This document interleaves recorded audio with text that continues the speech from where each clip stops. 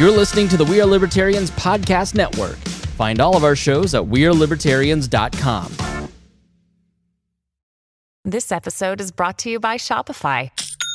Forget the frustration of picking commerce platforms when you switch your business to Shopify, the global commerce platform that supercharges your selling wherever you sell. With Shopify, you'll harness the same intuitive features, trusted apps, and powerful analytics used by the world's leading brands. Sign up today for your $1 per month trial period at shopify.com/tech, all lowercase. That's shopify.com/tech.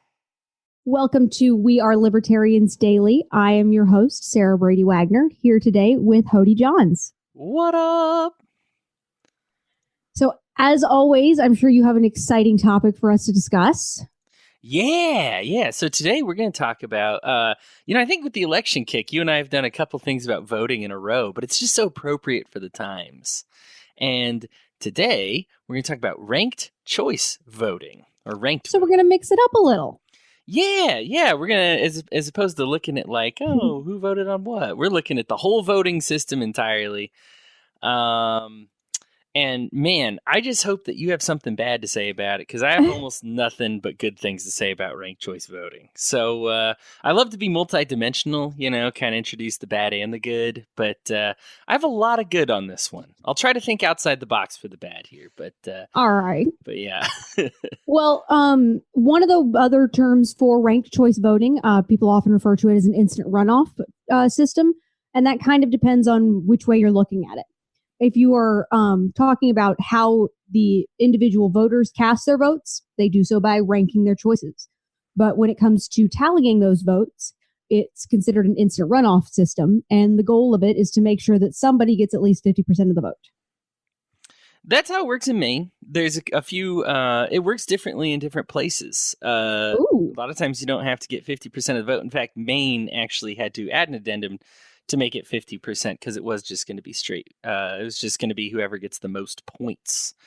So are there plurality systems in which you just have to get another somewhat arbitrary number? Correct. Or just the majority of it. So I'm a sports fan, right? And so the best example I can think of is ranked choice voting is actually when they vote for sports awards, and specifically in baseball. I have a link in the show notes, but if you look at the NL MVP voting in 2017, two players split the first place vote evenly. Each got 10 votes. Now, there was like a bunch of players on there. Nobody got even close to 50%, right? You'd have to get, I guess, more than 16 or something like that. Mm-hmm. But what they did was they were able to determine who basically people thought the NL MVP was, because what they were able to do is see who then said second place. Because with the ranked choice voting, you say, here's my first choice, here's my second choice. So, for example, you're allowed to have 10 votes in MVP. You don't have to use them all. And that's true in ranked choice voting for politics as well. But your first choice counts for 10 points. Your second choice counts for 9 points, then 8 points, then 7 points, and so on until you decide to stop voting. So in the baseball one, you could have all the way from your first choice having 10 points to your 10th choice having 1 point. A lot of players take pride just even bringing 1 point home, means they have had a good year. But in the NL MVP voting, they actually were able to determine who the MVP was, because although they both had the same amount of first place votes, there was one with more second place votes and overall more points. And so, it's kind of like a point system in that case. Yeah, that was thinking. So that's not necessarily what we would think of as far as our like electoral systems, because in those cases you get one vote. I guess it's kind of more of like a weighted choice system. Yeah. Although there are places around the world that actually, and this is, just Wikipedia, if you rank voting, they actually, most of them actually around the world they call it ranked voting, and they use that same Wait a minute, Hodey. Are you saying that they vote in places that are not America? I know we're supposed to be the only place that has freedom, but other people are in on the secret. They're starting to catch up. Well, let's talk about if it's better then. I mean, if we're at least going to have other countries who are going to be jumping in and voting, we got to make sure that we're voting the best way, right? Man, I would love to lead the charge on that one. I mean, we're already in the best in so many things. Like, education and defense and Incarceration? and incarceration rate and haunted houses and stuff. So like, I like that one. Are you sure the UK doesn't have more haunted houses? I haven't looked that one up. I admit that was just off the top of my head as something that I think when I think crazy Americans, that's what comes to my head. Another way, just to kind of give another example to help people wrap their heads around how these kind of systems work. One that came to mind when I was looking over this is if you've ever been in college and you've like tried to join a fraternity or a sorority, the way that you go about doing that, you have to rank your choices at the end of like each round. And if the goal being that you don't have to pick everybody, but you kind of decide, okay, here are all of the different, sororities that I could join, and there's 6 of them. And if I really don't like 2 at all and I wouldn't want to ever join that sorority regardless, then I could just rank the top 4 in order of, preference, most preferred to least preferred.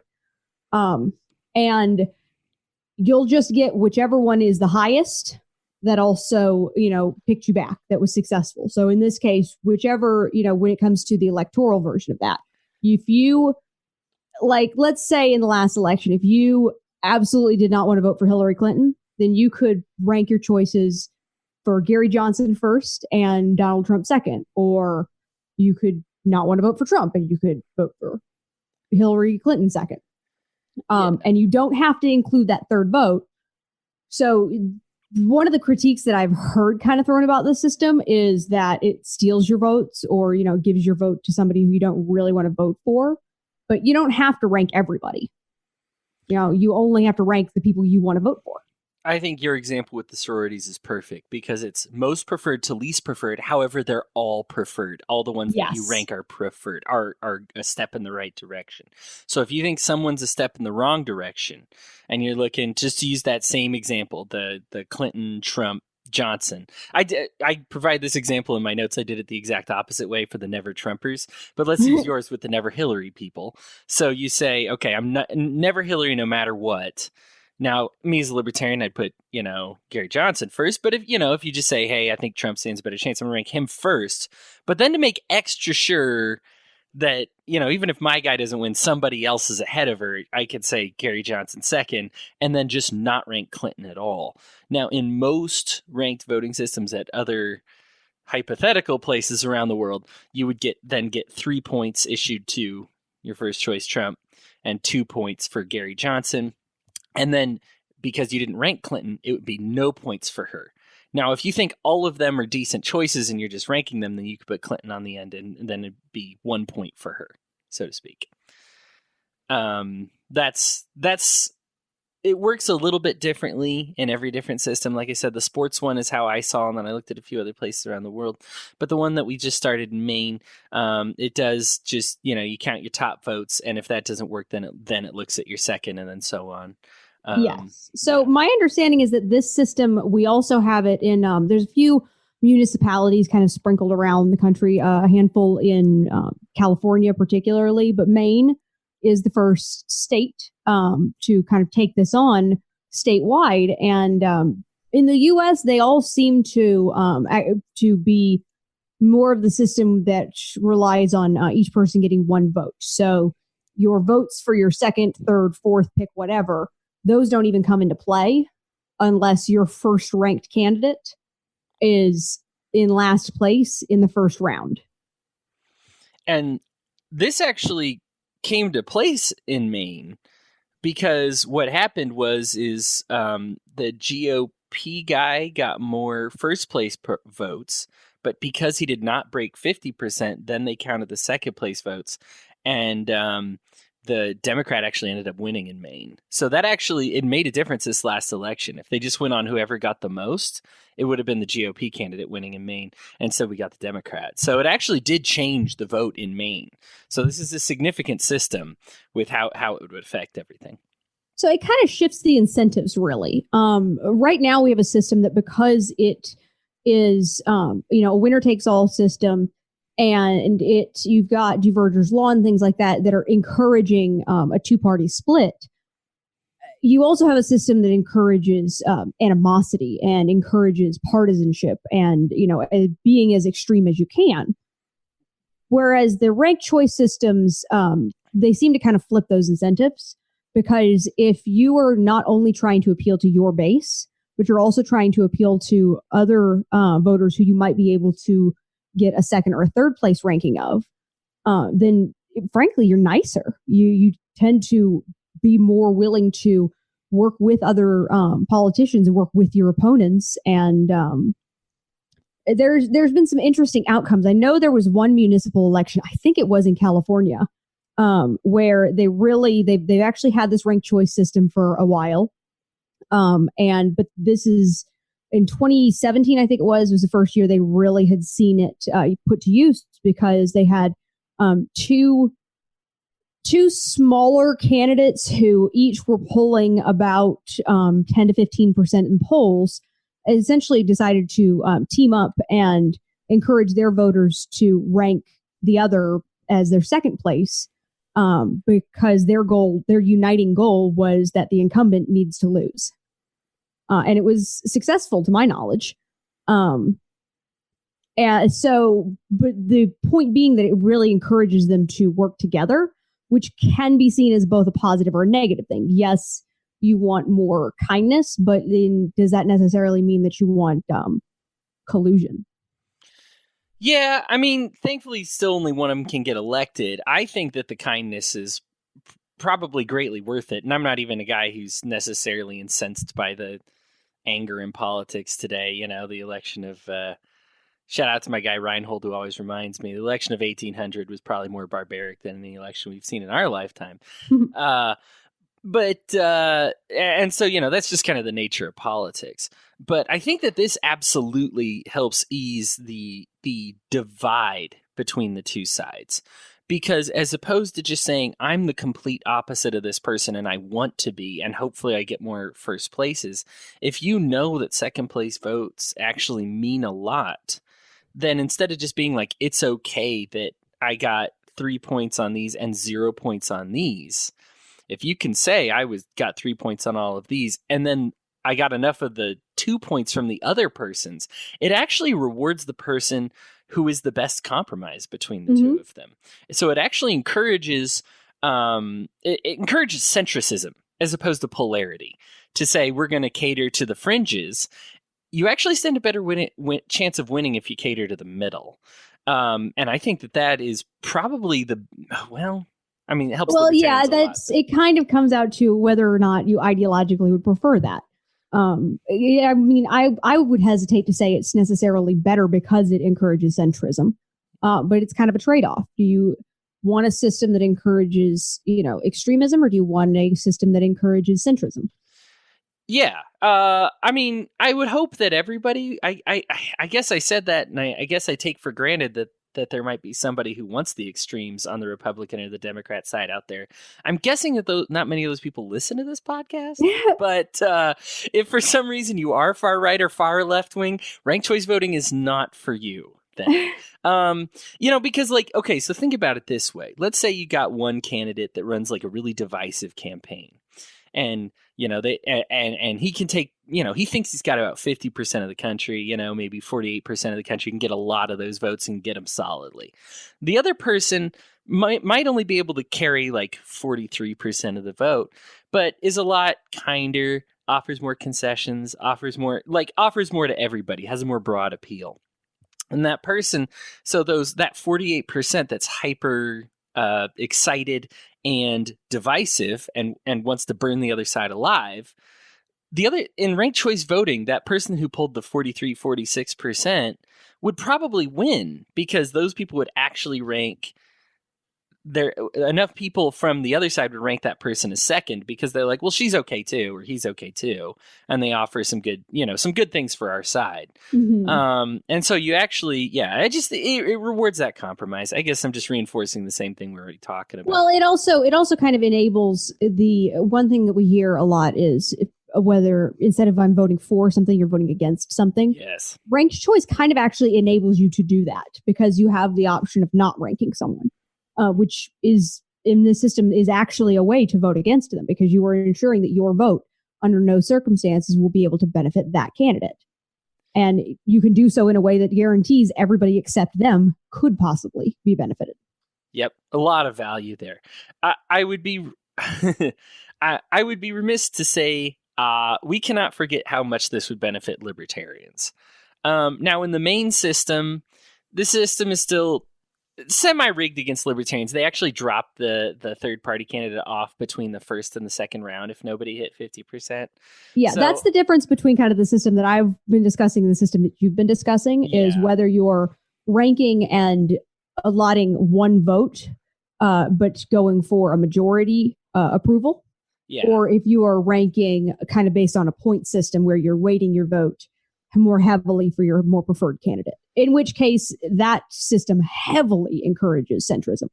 And both are types of ranked choice voting. So it's not like one of us got it wrong. There's just different examples, and so it's different ways to institute it. Right. And so Maine, to explain what you were talking about, Maine, what it is they say we'll take all the first place votes, just the first place votes first.